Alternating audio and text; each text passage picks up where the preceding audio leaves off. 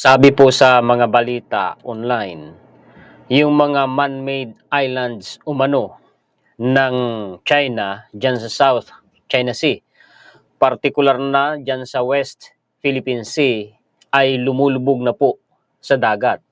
Ang sabi pa po sa balita, yung mga konkretong pundasyon umano ng mga man-made islands na yan ay nagkakabitak-bitak na. Ha? Matitindi po ang mga terminong ginamit nitong mga referensya na ipapakita ko po sa inyo. At meron pa ditong sinasabi na itong mga man-made islands na ito ng China ay kayang-kayang wasakin umano ng Amerika in times of war at mahihirapan umano ang China na depensahan o ipagtanggol ang mga man-made islands na ito dahil sa proximity o sa distansya nito mula sa mainland China na napaka-layo. Pagkatapos kong maibigay sa inyo ang mga balita tungkol dyan, ay magbibigay po ako sa inyo ng updates tungkol sa ilan pong mga pangyayari dito po sa ating bansa. Paki-share po at paki-like. Heto na po ang ating mga references. Palalakihin ko ito para po mabasa din ninyo. The National Interest. Tingnan ninyo sa title pa lang mga kaistorya. Sunk. How China's man-made islands are falling apart and sinking into the ocean. Literal ha, yung mga pagkakabanggit mga kaistorya. Ito yung kung paanong ang mga man-made islands na yan ng China ay nawawasak at lumulubog sa dagat. Shoddy construction plus climate change equals unstable islands. Ang gumaganti sa kanila, kalikasan, na bukod pa, alam niyo yung tofu dregs na ginawan ko din ng content. Basta made in China, low quality yan. Mga kaistorya, key point. Beijing quickly built human-made artificial islands to seize disputed territories. Kita ninyo, minadali nila. Oo, ay pagka minamadali, wala sa ayos yan. But now, it looks like their greed. Pero ngayon, yung katakawan nila, kaswapangan nila, and speed, pati na yung bilis ng pag-construct nila, no, ng man-made islands na yan, are coming back to haunt them. Ayun, mga kaistorya, tingnan ninyo. Tingnan ninyo yung phrase na yan. Yung man-made islands na yan, may malaking kahinaan po yan, gaya ng binabanggit dito. China's island outposts in the China Seas might have a major weakness. Bakit kaya ganon ang pagkakabanggit? Dito tayo, the national interest ulit. Ang sabi po dito, are China's man-made islands crumbling into ocean? Yun ba ikang mga man-made islands o artificial islands ng China dyan sa South China Sea ay gumuguho na? Lumulubog na sa dagat? Cracks are already appearing to show. Not surprisingly, nature is the one that is winning. Kita ninyo, ang kalikasan ang sumisira, no? Yan sa man-made island ay nagkakabitak-bitak na daw po. At hindi nakakagulat yan. Dito, basahin natin mga kaistorya. Future uncertain. However, shady planning and the speed at which the islands were constructed are increasingly putting their future viability at risk. Cracks are already appearing to show. Not surprisingly, the nature is the one that is winning. Not everything is going China's way according to the Economist. Hindi lahat ng plano ng China ay umayon sa gusto nila. Rumors suggest the new island's concrete is crumbling. Yung mga bagong yung mga konkretong pundasyon ng mga isla, mga kaistorya, gumuguho na. Ayan, no?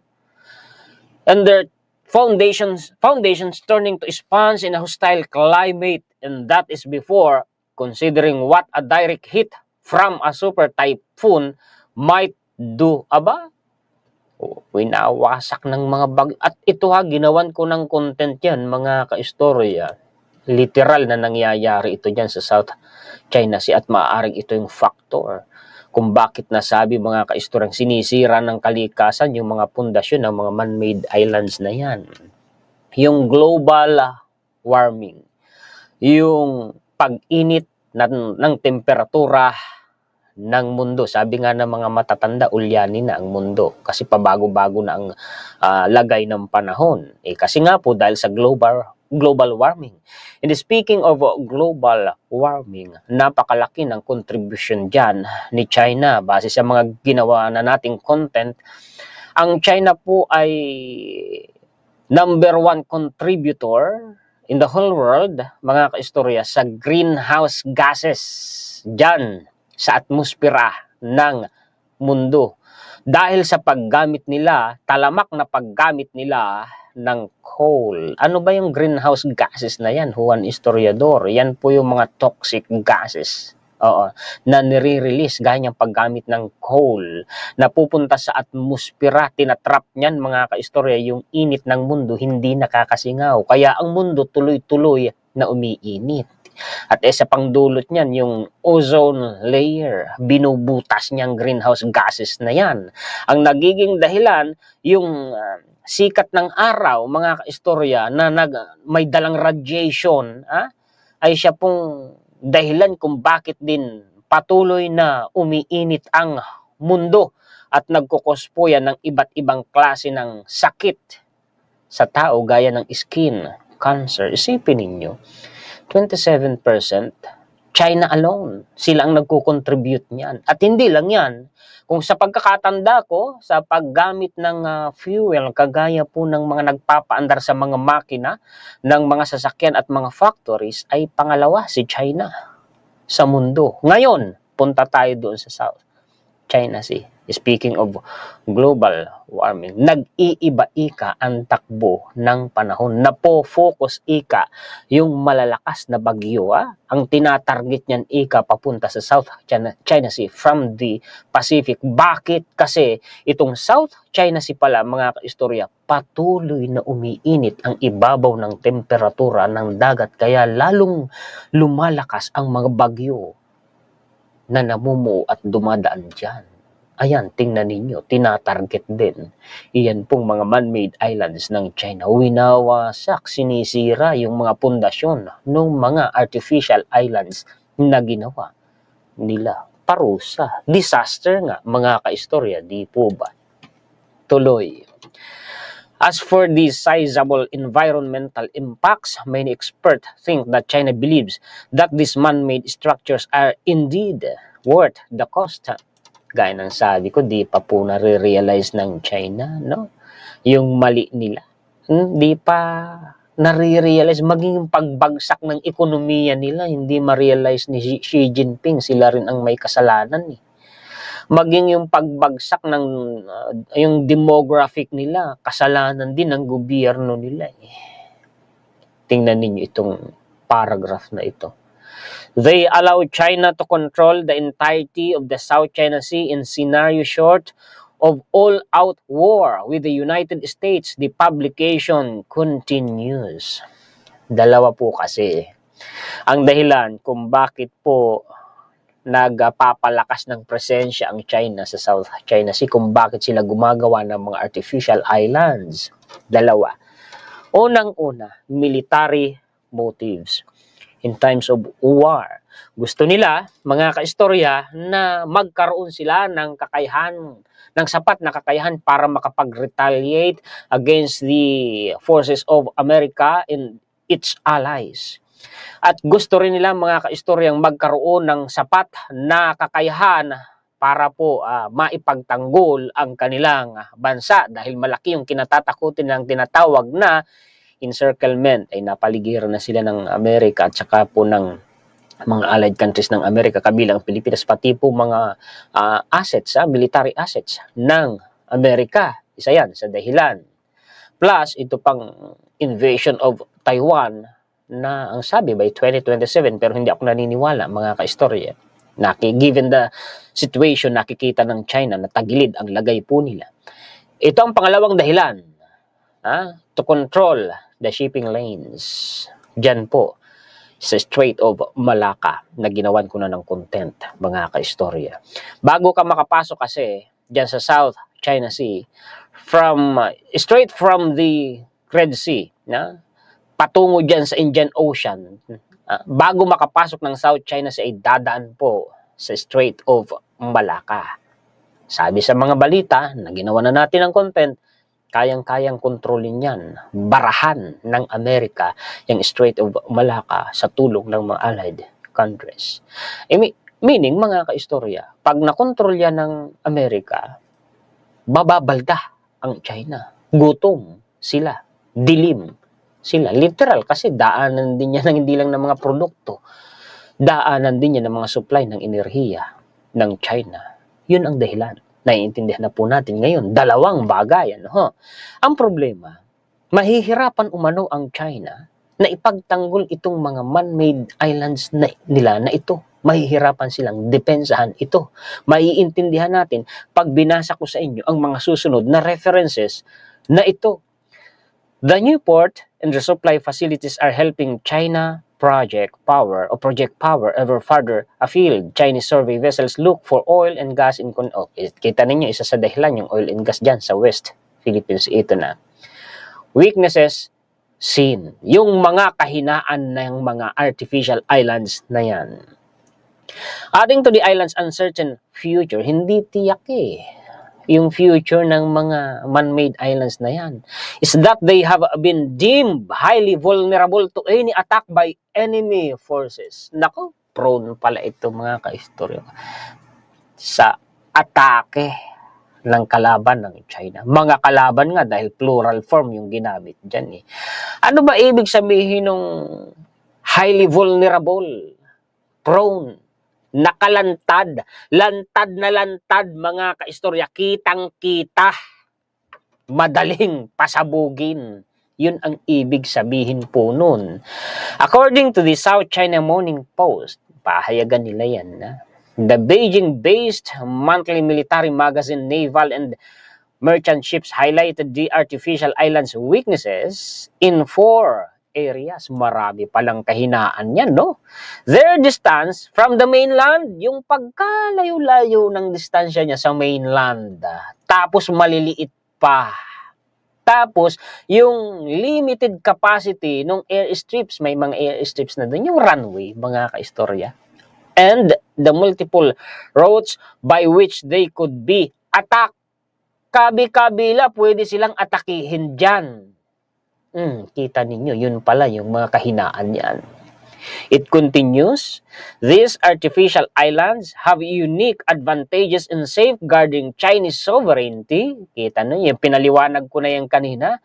And maintaining a presence in the deep ocean, but they have natural disadvantages in self-defense. Yan na rin yung pinaliwanag ko kanina. The magazine, which is published by the Navy shipbuilder China State Shipbuilding Corporation, sila mismo, umamin sila, also noted that the islands are located too far from the mainland. Kaya mahihirapan rumisbak ang China, kaya mahihirapang ipagtanggol nila sa mga kalaban kasi malayo sa mainland China. Bago pa makarating yung rescue nila, bago pa makapag-retaliate, ilang araw ang aabutin, which would make it more difficult to quickly offer military support in case of an attack. Take the example of the Fiery Cross Reef. It has a runway now, but it's 1,000 km away from Sanya City in Hainan Province. Diyan sa Hainan Province, mga kaistorya, may naval facility dyan ang China. Pero napakalayo, 1,000 kilometers away. Such a distance would likely mean that even utilizing China's fastest combat support ships, kahit pa yung pinakamabilis nilang warship, It would take more than 20 hours to reach the islands. Kakailanganin humigit kumulang 24 oras bago makarating doon. Ganon. Yun pala yun eh. As for the possible deployment of J-16 strike fighters, kuwan na to, fighter jets na to, they could not patrol the area because of the distance and could be easily intercepted or attacked by surface ships. Hindi doon makapagpatrolya din maging mga warplanes nila, fighter jets nila dahil ang layo. At bago pa makarating doon, kayang-kaya ng pasabugin ng mga warships ng kalaban. Ayon, mga kaistorya. Naku, tagilid pala ang lagay ng China. Ano ho? Mga kaistorya. Beijing may have built bases in the South China Sea, but that doesn't mean it can defend them. Maaari ika na ang China ay nakapagtayo ng mga base militar dyan sa South China Sea. Pero hindi ika ibig sabihin yan ay kaya na nilang ipagtanggol o kaya nang ipagtanggol ang China ng mga military base na yan. Interesting mga kaistorya ha. CNN po yan. Basahin natin dito sa ibaba. Kasi para hindi na po maging boring, nandito yan eh. But while the distant bases expand Beijing's control over the area, they are also far from any help in the event of military action. Nako, napakalayo. Yun din ang tinutukoy dito ni CNN. Naval and merchant ship gave the example of Fiery Cross Reef, which is 1,000. Yun din, mga kaistorya.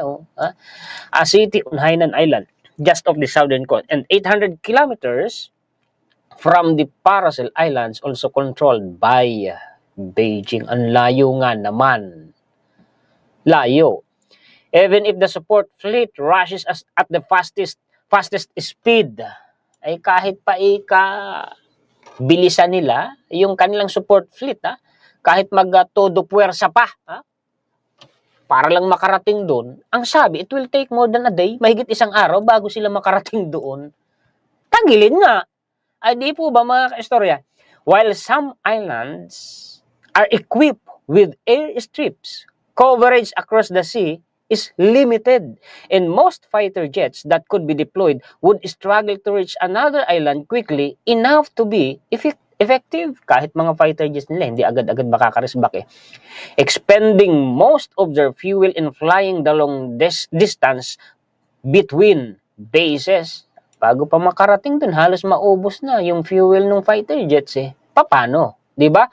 Beijing currently has 2 aircraft carriers in operations which could in theory be deployed in the South China Sea, but they too would have to be in range at the time of any incident. 3 na ngayon yung aircraft carrier ng China, kung hindi ako nagkakamali, pero sa layo nga, aabutin ng siyam-siyam. The bases, the report added, are highly vulnerable to ambush. Nako po, nakalantad na, lantad, kayang-kayang i-ambush ng kalaban. Given their remote locations, and could be targeted by both US and Japanese long-range missile systems. Ay, kaya naman pala iniiyakan ng China yun pong Typhoon missile launcher ng Amerika na nandito sa Pilipinas. Tapos, nagbigay pa ng statement si Secretary Gibuo, ang atin pong Department of National Defense or ang ating AFP, na pinaplano pa ng Pilipinas na bumili ng missile launcher na yan na kayang magpalipad ng SM-6 standard missile at ng Tomahawk missile.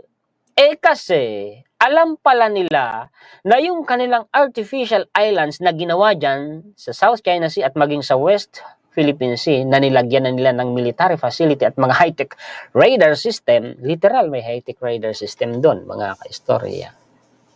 Kaya palang pasabugin ng long-range missile system ng Amerika at ng Japan. Ay papaano pa kung magpalipad ang Amerika at ang Pilipinas ng Tomahawk missile?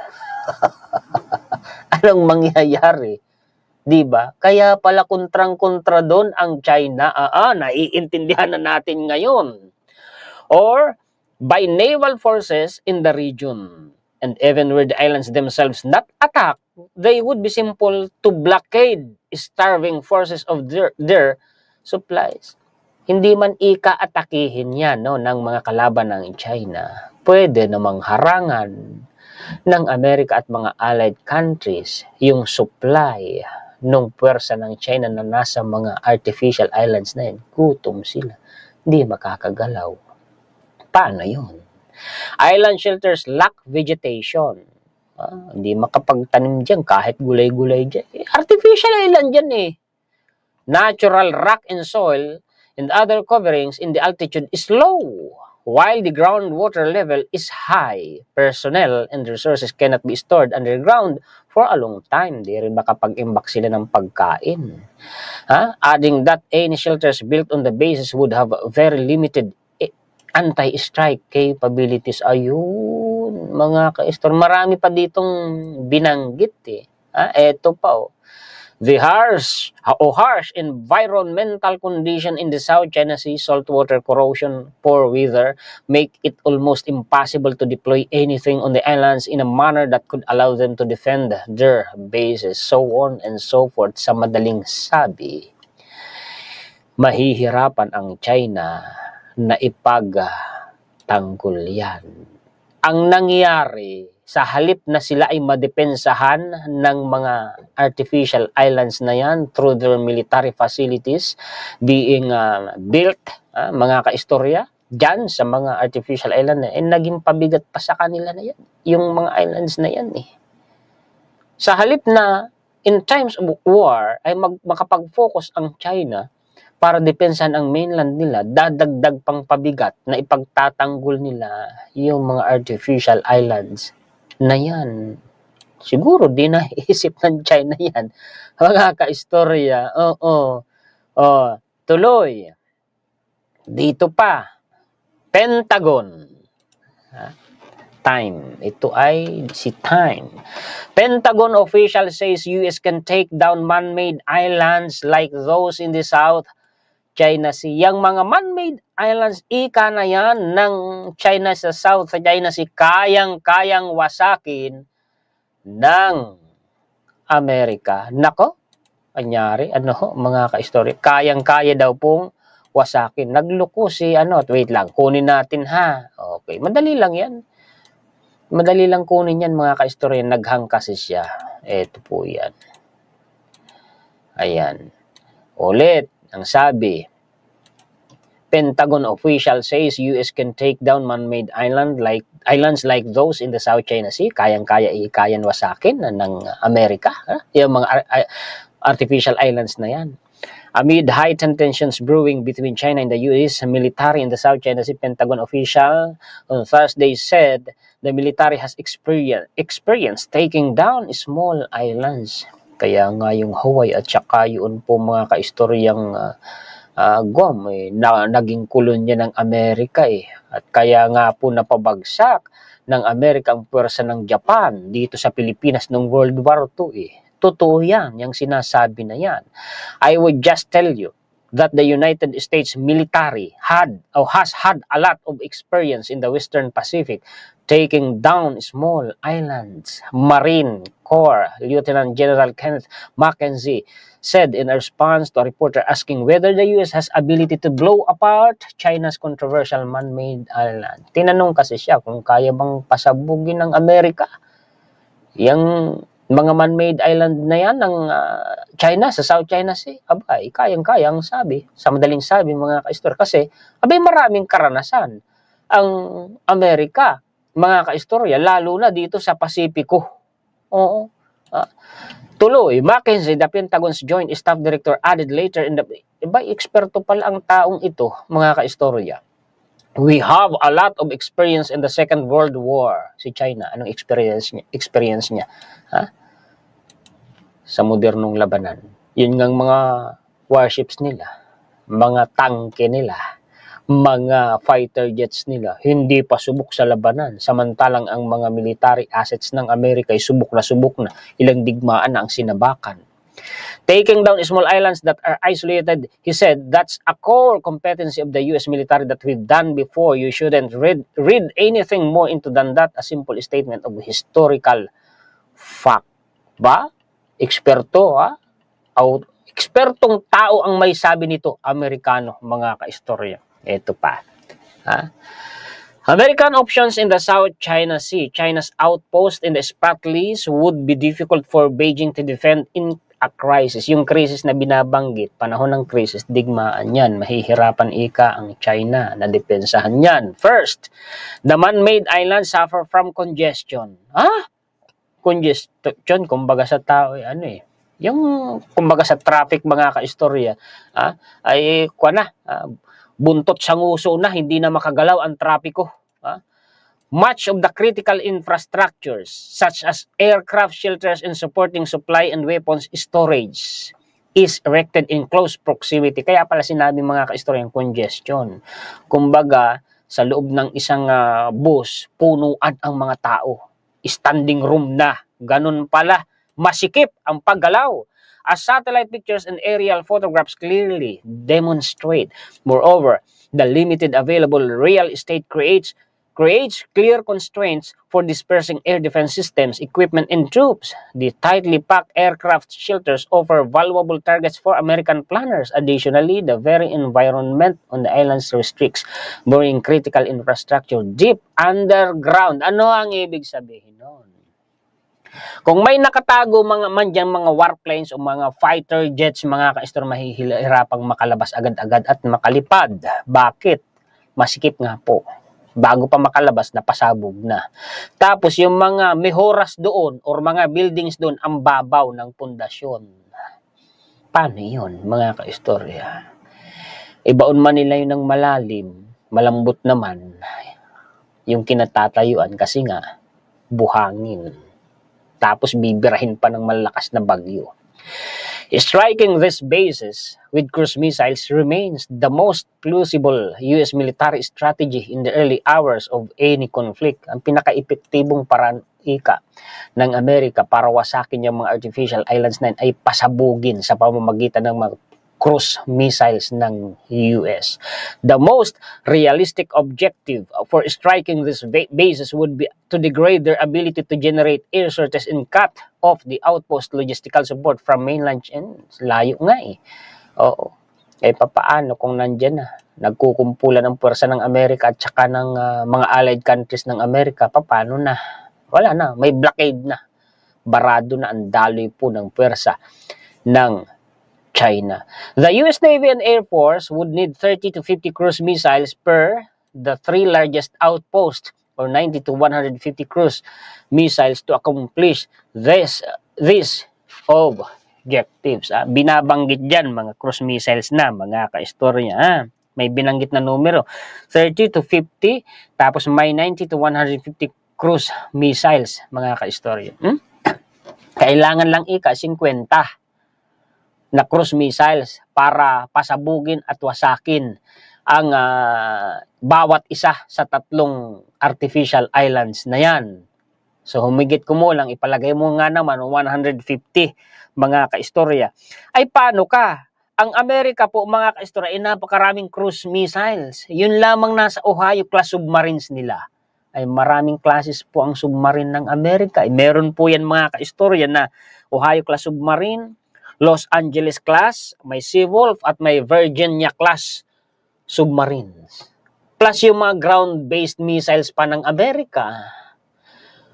Plus yung air strikes pa sa pamamagitan ng kanilang mga fighter jets at ng kanilang mga bombers. Wala, talagang madudurog ang mga artificial islands na, mahihirapan talaga ang China, no? Kumbaga naging liability pa po nila naging pabigat pa sa balikat nila yan. Naging pasanin pa po nila sa halip na maipagtanggol sila. Kaya may punto yung sinasabi ni CNN kanina This number of cruise missiles would be sufficient to cut each 3-kilometer long runway to roughly 400 meter sections strike taxiway. Sa madaling sabi, kayang durugin yan ng Amerika. Yun ang sinasabi dito. Cruise missiles, no? Missiles ang kwan ng Amerika. Ang dami niyan, napapaligiran na ang China niyan, mga kaistorya. Meron sa sa EU. Oo, sa likod bahay lang ng China. Meron sa Japan. Tapos meron dito sa Pilipinas. Tapos, yun pang mga nakatago na submarines ng Amerika, nandyan, lurking dyan sa Pasipiko at saka sa South China Sea. Paano yun? Diba? May aircraft carriers pa ang Amerika na naglalayag. Oo, dyan sa Pasipiko, dyan sa South China Sea, dyan sa buong Indo-Pacific region. Saan ngayon pupulutin ang China? Diba? Naiintindihan nyo mga kaistorya ngayon? Pinagsusubscribe ako nito pero no way. Not worth it. Nandito na tayo mga kaistorya sa balita sa loob ng bansa natin. Palakihin ko muna ha. Okay, para mabasa ninyo. Ang sabi dito ay sinampahan uli. May inihain uli na impeachment case laban kay VP Sara Duterte. Ang isang grupo, pangatlo na ito. Ang kasama mga kaistorya sa grupo na ito ay mga pari, religious organizations at abogado. Ayun mga kaistorya, ang dahilan na naman ay yung confidential fund. Nako, mga kaistorya, pangatlo na yan. Ano? O dyan, sa mga umuusig sa Iglesia ni Cristo na sasabihin separation of church and state, ay pagbawalan nyo muna itong mga na ito na kumikilos. Ito po ay religious organizations. May mga, no offense ako sa kanila ha, kasi lahat naman nire-respeto natin, may mga pari po. Di ba mga kaistorya? Sasabihin na papaboran lang daw si BP Duterte. Hindi. Ang kagustuhan ng Iglesia ni Cristo kung sakaling magsagawa ng rally ay dahil ang gusto ng Iglesia ay kapayapaan. Ayaw ng Iglesia ni Cristo ng kaguluhan na magmumula sa kanino mang panig. Bakit? Si Presidente BBM ba ay hindi mapapaboran sa pagsang-ayon ng Iglesia ni Cristo? Pabor kasi ayaw nga ni PBBM yan. Bakit? Wala daw po tayong mapapala dyan. Yung oras ng mga mambabatas, mapofocus lang dyan. Mauubos ang oras sa halip na maresolba ang problema ng bansa. Saka mas maganda talaga mga kaistorya, yung momentum ng ekonomiya natin yan, maaapektuhan yan, sayang. Sana maging bukas ang isip po natin, mga kaistorya. Although, sang-ayon din naman ako sa sabi ng mga kababayan natin na dapat managot. Well, bahala na po. Bahala na kung ano ang susunod na mangyari. Well, hindi naman binabawalan itong mga kumikilos para ipa-impeach si VP Sara. Karapatan din naman nila yan. So, hindi natin pwedeng questionin ang magkabilang panig na kontra at pabor sa impeachment dahil bawat isa nga, bawat mga grupo na yan ay may mga karapatan naman, mga kaistorya. Demokrasya tayo. Hayaan na, hintay na lang natin kung ma-impeach, di mabuti. Di ba, mga kaistorya? Ganun lang yun.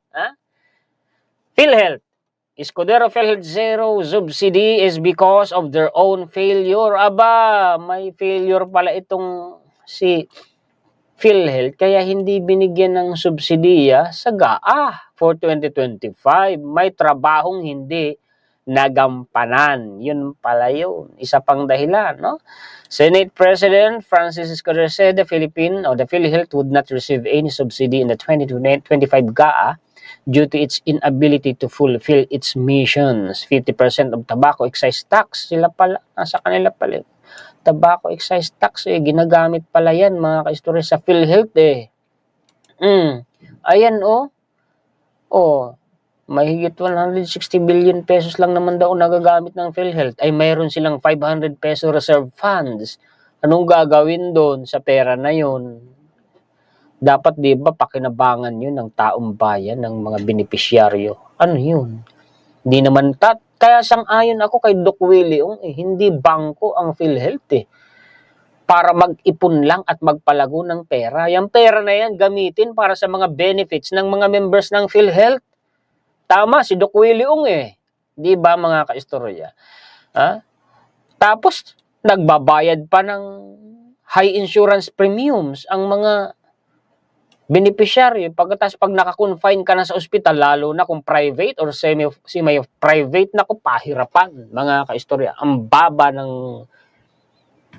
benefits na natatang. Kasi, aba, kaya ka nga nag-private Kaya mo. Hindi lahat ng nag-private ay mayaman po.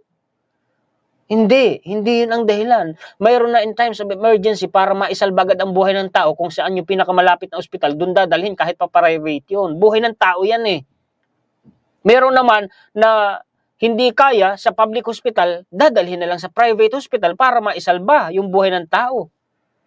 Pagkatapos kakarampot ang matatanggap na benepisyaryo. Kaya ako minsan, sa totoo lang mga kaistorya, dismayado ako sa PhilHealth. Kawawa ang taong bayan. Kaya tama lang. Sabi ni PBBM, bibigyan mo ng subsidiya, matitengga lang na naman yung pera dyan, di naman magagamit, kagaya ng nakaraan. Totoo naman. Yun ng 500 billion peso reserve fund kahit man lang sana 400 billion pesos niyan gamitin para sa mga benefits ng mga members ng PhilHealth. Hindi mahigit lang daw po 100 billion pesos ang nagagamit ng PhilHealth para sa kanyang serbisyo. Oo. Nakakadismaya po. Kaya yung mga fake news lovers dyan, mga fake news peddlers dyan para mabutasan lamang ang administrasyon. Intindihin nyo muna. Tapos yung mga naniniwala, intindihin nyo muna po. Timbangin nyo ang balita kabi-kabila para hindi kayo mailigaw. Kawawa po kayo pagka nadaya kayo. Damay-damay tayo rito COA, PhilHealth unsettled disallowances reached 7.58 billion pesos in 2023. Kita ninyo, may disallowance pa. Kita ninyo? Kaya tama din yung sinasabi ni yung Senator Chis Escudero na may failure ang PhilHealth, mga kaistorya. Kaya kayo ingat po kayo sa mga pinaniniwalaan po ninyong balita. Hindi lahat ng sinasabi ng mga napapanood ninyo, naririnig ninyo at nababasa na maganda sa pakiramdam at sa pandinig ay totoo. Real talk po yan. Kaya po kayo mag-ingat mga kas. Napahaba ang ko kasi napaka-importante ng mga impormasyon na i-discuss ko ngayon. Paki-share po at paki-like. Maraming salamat po sa mga sulit kaistorya natin sa buong mundo. Mabuhay po kayong lahat. Shout out po sa inyong lahat. Maraming salamat sa lagi ninyong pag-antabay, pagsubaybay, pagsuporta, panunood, pagla-like at pag-share sa mga contents ng inyong lingkod. Salamat po higit sa lahat sa ating Panginoon. Muli ako po si Juan, historiador, ang tagakwento ng totoong istorya ng kasaysayan na nagmamalasakit sa kapwa ko Pilipino at nagmamahal sa bayang ito ang bansang Pilipinas.